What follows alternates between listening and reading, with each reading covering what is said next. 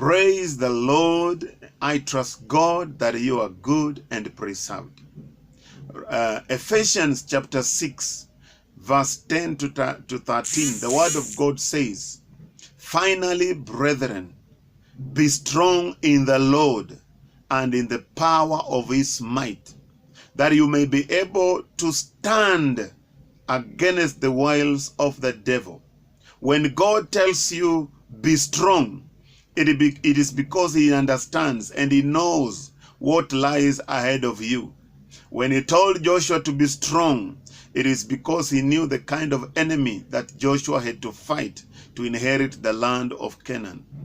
And now he's telling us, the same God is telling us to be strong in the Lord and the power of his might, that we may be able to stand against the devil. The devil knows his time is out.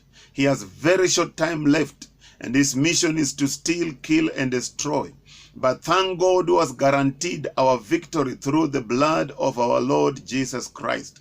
Now, what is our responsibility in ensuring that we manifest the victory that God has given us in Christ? Number one, in Ephesians 6:13, the word of God says, we must withstand. Now, when the Bible says withstand, it means we must remain undamaged. We must remain unaffected by whatsoever the enemy throws our way. To withstand means to offer strong resistance.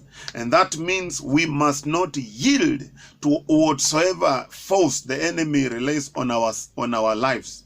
He will come with force. He will come with disguise. He will come with all manner of tricks. But we must withstand.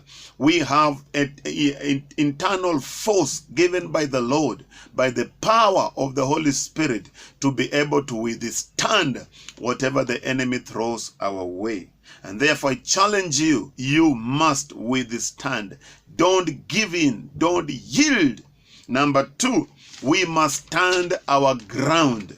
That means we must not retreat or lose our advantage to the enemy in the face of any opposition directed at us. We must remain standing. We cannot fight while we are down on the ground. We must stand up and stand our ground. Any ground we have in our Lord Jesus has been blood purchased, and therefore we will not cede even an inch of the ground that we have been given in the Lord. And therefore resist him, and the Bible says he will flee. And the last thing, we must stand armed. We must put on all the armor of God. And this armor of God is divided into two. We have the armor that is for offense, to attack, and that is the sword of the Spirit.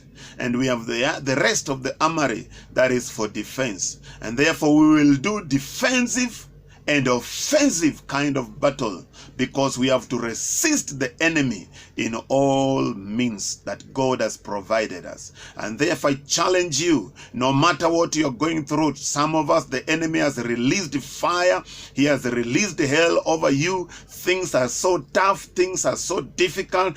Don't give in. Stand your ground.